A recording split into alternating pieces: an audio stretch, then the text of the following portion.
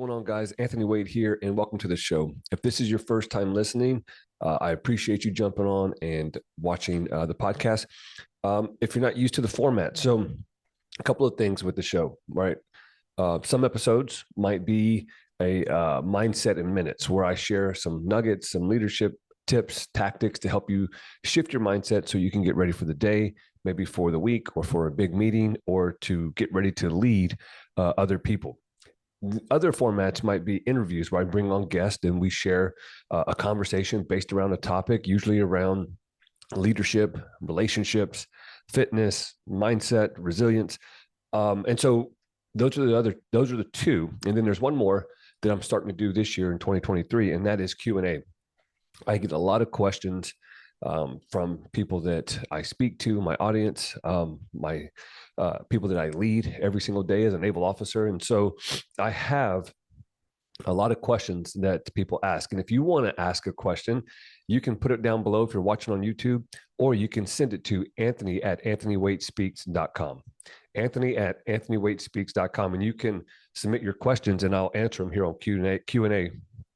And it'll be totally confidential. I'm not going to put your name out there, but if you have a question, I'll answer it. And anything about leadership, mindset, resilience, discipline. All right. When it comes to building $1 million business, I'm not the guy. I'm not going to pretend to be some guru that's going to show you how to make $10,000 in 30 days or whatever the hell that might be. But I'm here to help you become a better leader, a better person, a better person of character. Okay. When you do this, I think everything else falls in line, right? And people get this kind of mixed up where they want to make more money. They want to have more things. They want to be able to do more things, but they're not willing to be the person who's able to do that. And so that's kind of the premise of the show. That's kind of how I found myself and in my life and got to where I'm at. You can chase the achievements. You can chase the accolades. You can climb the ranks of your organization. But if you fail to grow your character, credentials will only carry you so far. It's only a matter of time before your character is found out. And so welcome to the show. Let's get going today. Today, I'm going to do a Q&A. We have a couple of questions that I wanted to answer. And I think that it's timely because we have a new year. People are trying to have new goals. They're trying to achieve, bigger things. And with the questions, I love getting questions because as an instructor for the military, I'm a teacher. And so what I like to do in my classrooms is ask questions. I want to see where they're at. I want to see their knowledge. I want to hear their problems so that I can come up and help them come to a solution. That's leadership in a nutshell. You ask good questions, you get good answers, you become a great leader. But when you stop asking questions and you assume, then you kind of find yourself leading in the wrong direction, if at all, right? And so I have two questions today that I want to answer on the show. And the first question is, as someone who doesn't have the best relationships with my parents, how do I go about holding my ground when I succeed and will inevitably be asked for assistance? I have a soft spot for my mother, even though she has repeatedly screwed me over and abandoned me. Okay. So this is a good question. I can relate to this as, I grew up in a pretty rough childhood, right? My dad is a drug addict. My mom, struggles with her mental health. And, we were, I would say, quote unquote, abandoned many times throughout my childhood. And, we'd be left in other people's houses and my mom worked, 3 or 4 jobs to support 4 kids by herself as a single mother. It was tough for us because we never really had, our feet on solid ground, right? It was always moving and changing and shifting. The rent was due. So we'd move to another apartment complex or another project. We would, live in Section 8 housing and, drive-bys on our apartments, like all kinds of craziness, right? And people don't know this, or many of you might not know this, but, yes, I'm a naval officer. Yes, I've been in the Navy for almost 19 years, but I didn't join because, things were great. I joined the Navy after, sleeping on a friend's couch, bouncing from couch to couch for over a year. I basically was homeless. I left home and didn't really have a place to go, or, didn't know where the hell I was going to get my next meal. And, that rock bottom led me to where I'm at today. And so she says, you know, how do I hold my ground when I succeed and will inevitably be asked for assistance? You know, here's the thing that I found. Two things. You don't owe anybody anything. You owe it to yourself. You know, whenever I was struggling as a teenager and when I joined the military, I started to, you know, make more money. I started to get more opportunities and I started to grow and make, you know, a lot of money. I started making good money. And of course, people reached out for help. And for a long time, I would help and I would send money and I would, you know, buy this and buy that, even if it meant that I was going to have to struggle myself. You see, this was a lack of self-worth. This was a lack of knowing my value, feeling like, you know, that victim mentality, that person that owes other people something because I don't feel worthy of what I got. You know, getting commissioned as a naval officer was hard for me because I didn't feel qualified. I didn't feel good enough. I never felt like I was worthy of it. And when we grow up in a in a troubled home where there's abuse, there's mental, physical, emotional abuse, we have this lack of worth that, I'll be honest with you, it will stop you as you continue to move forward and try to become successful. And if you're going to become successful, you have to get over that. You have to find your worth and your value, and you have to be able to articulate that value. You know, I would be really shy and timid when I go into boards for advancements. I wouldn't, you know, tell people when they ask me, why should we pick you? I couldn't come up with the words to explain why me, because every time that I said why me, it was, why does this always happen to me?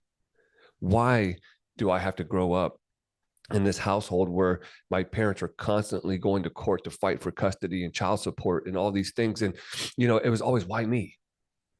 And so I'll tell you this, right? Here's the switch that you need to have. What one thing that will change your relationship with anybody, you know, anybody that's hurt you, and help you kind of release the chains that they might hold on you still. The number one thing for me was forgiveness. You know, for a long time, I used to blame my parents when things went wrong in my life. I used to blame them, you know, whenever I failed or I didn't get selected for a promotion, or when I was struggling, you know, and getting in trouble. You know, it was, you don't understand. My home is hell. You know, and I'd see other people, you know, going on vacations with their parents, and I would say, you know, it must be nice. It must be nice to be able to go on vacations and, you know, have your parents for the holidays and get Christmas. You know, hell, there was times where we didn't have Christmas growing up, and I would blame my parents for it. You know, if only they had their stuff together. And I'll tell you that that's not conducive to anything. That that just brings anger and animosity.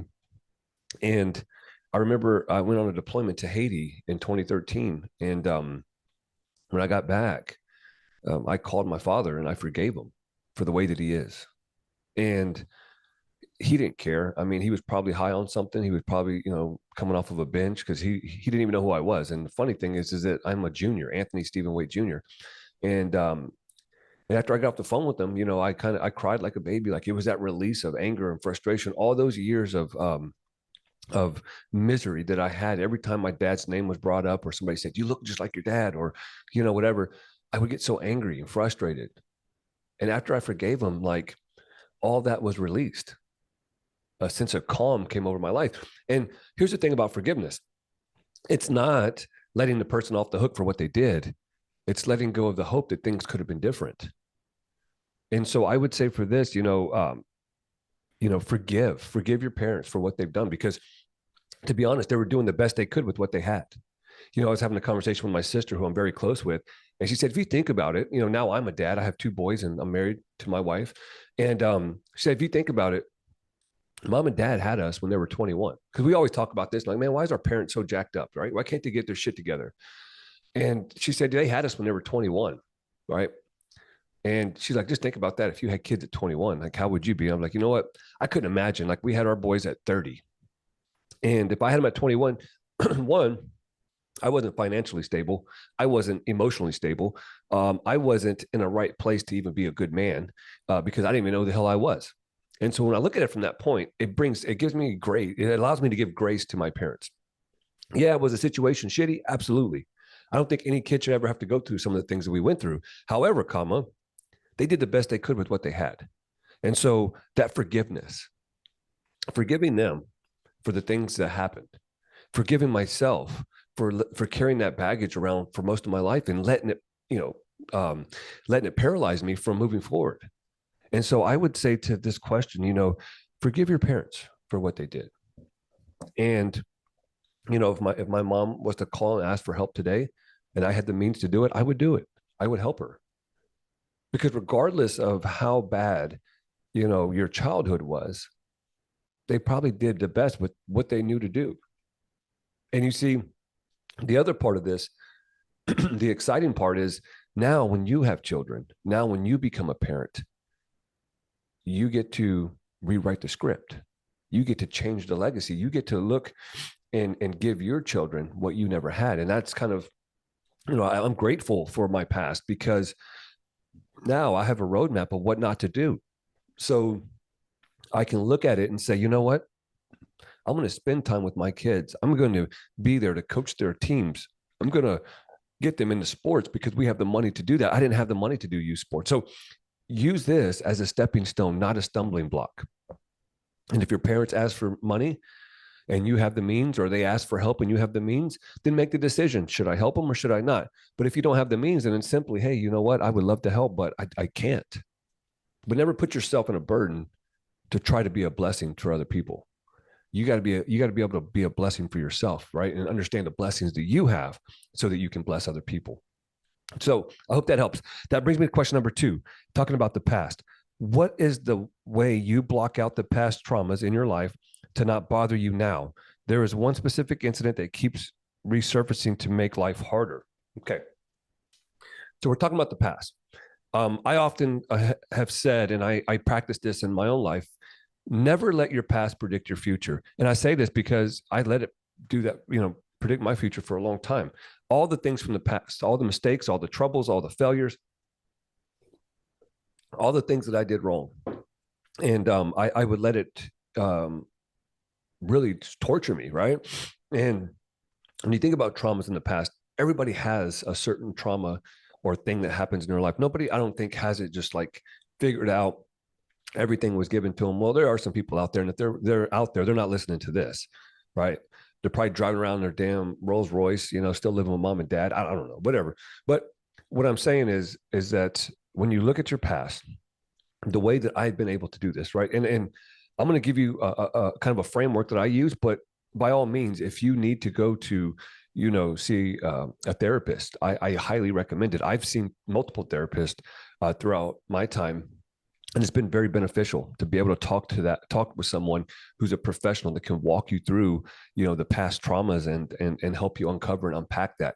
I think that mental health is a stigma that we have today where, people don't want to go because they feel like, they're dumb or they're stupid or that something's wrong with them. And to be honest with you, therapists, in a world that we live in today, that's a high calling. I remember doing therapy for, things that happened in my life. And I'll tell you that it helps you go back and revisit the past from a different perspective. It's all about perspective. And so how do you do this, right? For me, what I did and what I do with my coaching clients, right? By all means, I always say, hey, if you need therapy, go get it. If you need, doctors or somebody that's a licensed physician to help you, then by all means do it. But here's a practice that I've done. I get a piece of paper and I'll write a line all the way across it. And I'll start from 0 to my age now, which I'm 37. And I'll do 5-year increments. So 0 to 5, 5 to 10, 10 to 15, 15 to 20, 20 to 25, all the way to 37. So I'll go to 40.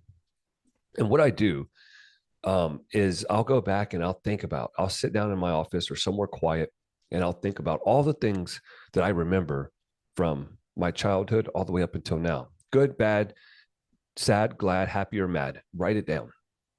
What this does now is it allows you to unpack all the things that are affecting the way you believe, the way that you think, the way that you show up, your emotions. Because usually what happens is something happened to us, and we get so caught up in work, we get caught up in life, and we just sweep it under the rug. And then somebody says something, we listen to a song, somebody, starts an argument, our spouse, our kids say something, and we get triggered. And all of a sudden we lose our minds. And we're like, man, that was out of character. That wasn't like me. I don't know where that came from. Well, I'll tell you where it came from. And this is speaking from experience. This comes from our inability or our lack of unpacking the past and going back and understanding, like, hey, these specific moments in my life have an impact in my future. And so what I would say is you go back to, those past and write down all the things that really were good moments, bad moments, sad moments, glad moments, and write them down and start really unpacking them. What did it mean? What did it make you feel? Go back there, maybe close your eyes and visualize that moment in time, and what was going through your head, what was going through your mind, what were you thinking, and how might it, or how may it be affecting how you operate today? You see, when you do this, you give yourself space to approach it from your higher self, your future self. And hopefully, if you're listening to this, you've grown a lot more than when you were like 10, 12, 15 years old. Some of you maybe not, but for the most part, you should be at a better place. And if you're not, then this is even more powerful. Okay. So you go back to those times and you write down these specific moments. And when you do that, you start looking at it from a different perspective and you say, okay, this is what's causing me to not trust people in relationships. This is what's causing me to lack confidence in my ability to speak in front of people or to lead other people. This is what's causing me to feel unqualified. This is what's making me or allowing me to play small in life because I don't feel worthy of, success. And whatever those moments are, now you go and unpack and say, well, why does it make me feel like this? And then you want to ask yourself, well, what is it? What do I believe about this event? Because remember, our belief drives our behavior, and how we act is determined by what we truly believe. And if you're playing small in life, if you lack courage, you lack confidence, you lack the ability to visualize what you could be and what you could do, you don't take chances, then chances are you believe that you're not good enough. You believe something in the past has made you believe that you're not worthy, that you're not good enough, right? And so look at your relationships with your spouse, right? Your relationship with your wife or your husband, and maybe there's a lack of intimacy, maybe there's a lack of connection, and I guarantee you go back in time and you look at a relationship that's caused you to feel that way. Maybe you went through a divorce, maybe you had an ex in high school that broke up with you and made you feel like you're ugly or stupid or dumb, and now you've carried that into your adult life and it's affecting your marriage with the one that's raising your kids. I've been there. And I'll tell you that if you don't take time to become aware of it, it will jack you up. It will screw up your trajectory of your life. So these traumas, depending on how big or what it was that happened, I would do this timeline exercise and really get clear with it. And then find somebody that you can confide in, right? A coach, a friend, a family member, a sister, a brother, and share it with them. Maybe they were there when it happened, but write this stuff down and then share it with somebody. Get it off your chest, get it out there, right?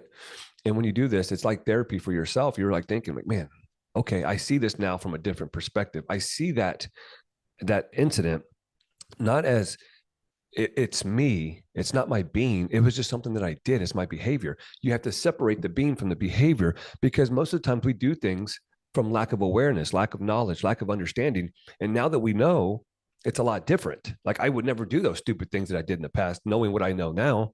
But back then I was unaware. It was ignorance. Now, if you do it again, it's called stupidity.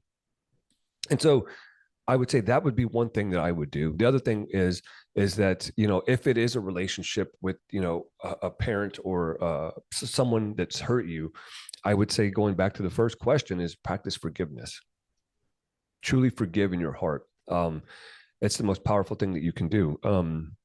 It releases you from that prison that you have created for yourself.